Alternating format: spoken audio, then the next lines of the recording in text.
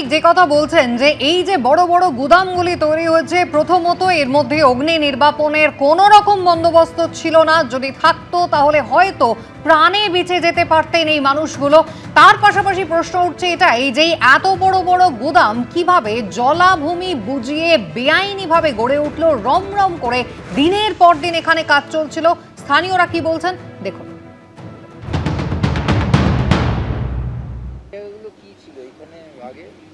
এগুলো সব ধান চাষ হতো, ভেড়ি ছিল, এই সব ছিল।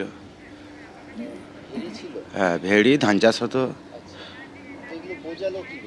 সেটা বলতে পারবো না কীভাবে বোঝাচ্ছে এখন, সেটা আমরা বলতে পারবো না। হ্যাঁ, মাটি সব গাড়িতে করে সব ফেলে ফেলে ভর্তি করেছে, এই সব হয়েছে।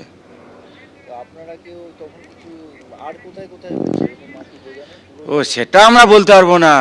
দেখুন, এ তো বললে অনেক কিছু বলা যায়, কিন্তু বলে লাভ নেই। ঠিক আছে, আমরা যতটা জানি ততটা বললাম। 15-20 বছর এইরকমই হবে। হ্যাঁ, আগে তোমার ওই 20-25 বছর, 30 বছর এগুলো সব ধান চাষ হতো। তোমার মানে বিল জমি ছিল, পুকুর ছিল, এই সব ছিল। দুটি গোডাউনই একেবারে ধ্বংসস্তূপে পরিণত হয়েছে, সেই ছবি রেখেছি আপনাদের সামনে। কথা বলবো আমাদের অপর প্রতিনিধি হিন্দোল দে আমাদের সঙ্গে রয়েছেন। হিন্দোল, অনেকে নিখোঁজ রয়েছেন, তাদের পরিবারের সদস্যরা দাবি করছেন এখন তারা কি অবস্থায় রয়েছেন, কোথায় রয়েছেন সেটা তো তখনই বোঝা সম্ভব যখন এই ধ্বংসস্তূপ সরানো যাবে। সেই কাজ কি চলছে? একেবারে তোমাকে বলে রাখি, সেই কাজ যেমন চলছে, ঠান্ডা করার প্রক্রিয়া চলছে দমকলের তরফ থেকে, এবং আশঙ্কার মেঘ কিন্তু ঘনীভূত হচ্ছে ধীরে ধীরে আরও বেশি, কেননা বহু মানুষের খোঁজ পাওয়া যাচ্ছে না। ডেকোরেটার্সের ওখানেই প্রায় 28 জন কাজে এসেছিলেন, যাদের মধ্যে 5 জন বেরোতে পেরেছিলেন, বাকিরা কিন্তু কেউ বেরোতে পারেনি। তাদের মধ্যে বিমল মাইতি, তিনি এসেছিলেন পূর্ব মেদিনীপুর থেকে, তার পরিবারের সদস্য রয়েছেন, তার সঙ্গে একবার কথা বলবো। আপনার নাম? সনজিৎ মণ্ডল। আপনার বিমল মাইতির কি খোঁজ পাচ্ছেন? না, কোনো খোঁজ পাওয়া যাচ্ছে না, তা কেউ কিছু এখান থেকে বলতেও পারছে না যে কী হয়েছে না হয়েছে। পুলিশ কিছু জিজ্ঞাসা করলে বলে ঠিক আছে খবর দেবো। থানাতে গিয়েছিলাম একটা লিখিত দিতে, তারা কোনো ডকুমেন্টস আমাদেরকে ফেরত দেয়নি এখন পর্যন্ত। বলছে ঠিক আছে দেখছি, ফোন নাম্বার লিখে গেছে যে অসুবিধা হলে আমরা জানাবো তোমাদের। এখনও পর্যন্ত কোনো কিছু জানায়নি। ঠিক আছে, হ্যাঁ, এরকম খবর হয়েছে। এবার সেই নিয়ে আজকে সকালে আবার এসেছি, কিছু বলছে না আমাদেরকে, কিছু বলছে না, কিছুই বলছে না যে কি পাওয়া গেছে না পাওয়া গেছে। প্রায় 8 জনের দেহ পাওয়া গেছে, কি সেই নিয়ে এখন কিছু বলছে না। এখন বলা হচ্ছে যে ডিএনএ টেস্ট করবে, ডিএনএ টেস্ট করে যদি শনাক্তকরণ করা যায় তবে কিছু বলবে। সুতরাং বুঝতেই পারছো, পরিবারের সদস্যদেরকে কিন্তু ডিএনএ টেস্টের কথা বলা হয়েছে। এবং তোমাকে দেখাবো এই ছবিটা, Baruipur police district, Narendrapur PS, এখানে কিন্তু মিসিং ডায়েরি জিডি করা হয়েছে, যেটার নাম্বার 1809। এরকমই কিন্তু পরিবারের অনেক সদস্যরাই তারা কিন্তু অভিযোগ জানিয়েছেন। আপনার নাম? আমার নাম তরুণ কুমার সাউ। আপনার পরিবারের কে? আমার দাদা, জেঠুর ছেলে দাদা, এখানে গুরুপদ সাউ। আচ্ছা, উনি মারা গেছেন মানে আমরা ওই 26 তারিখ সকাল 8টার মানে রাত্রিতে আগুন লেগেছে, এই খবর পেয়ে এসে দেখেছি যে ওনাকে আর খুঁজে পাওয়া যায়। এখানে করছেন মারা গেছে? হ্যাঁ, উনি মারা গেছেন।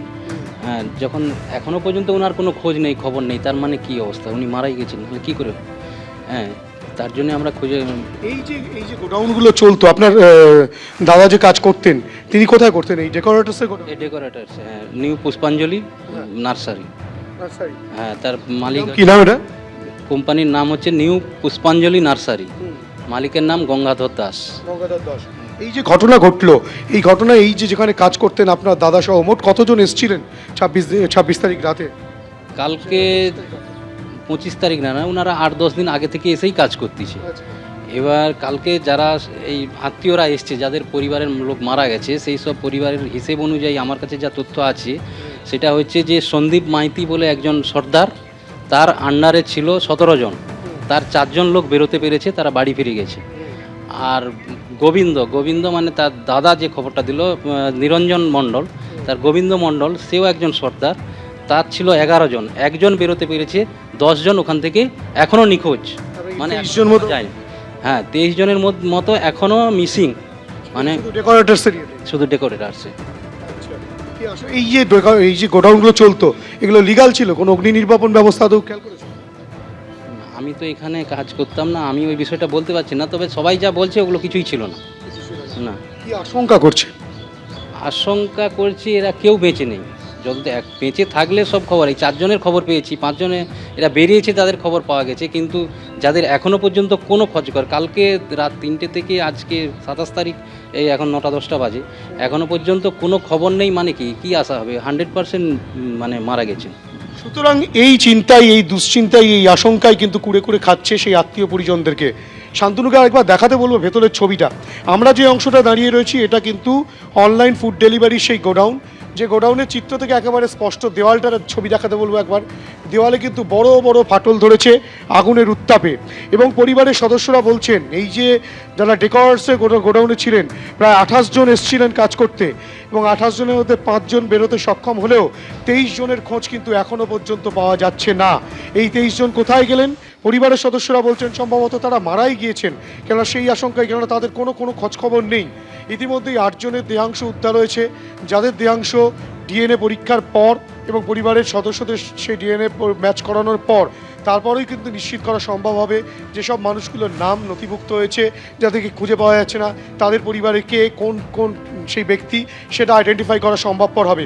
কিন্তু সবচেয়ে বড় প্রশ্ন যে এত বড় বড় যে গোডাউন কারখানা যেগুলো তৈরি হয়ে রয়েছে নাজিরাবাদ অঞ্চলে, যেটা সোনারপুর উত্তর বিধানসভা কেন্দ্রের অন্তর্গত নরেন্দ্রপুর থানা, এই নরেন্দ্রপুর থানার অন্তর্গত, যেটা বারুইপুর পুলিশ জেলার মধ্যে পড়ে, সেক্ষেত্রে এই বড় বড় যে গোডাউনগুলো তৈরি হয়েছে এগুলো সম্পূর্ণটাই কিন্তু জলাভূমির ওপরে তৈরি হয়েছে। একেবারে এবিপি আনন্দ, এগিয়ে থাকে, এগিয়ে রাখে।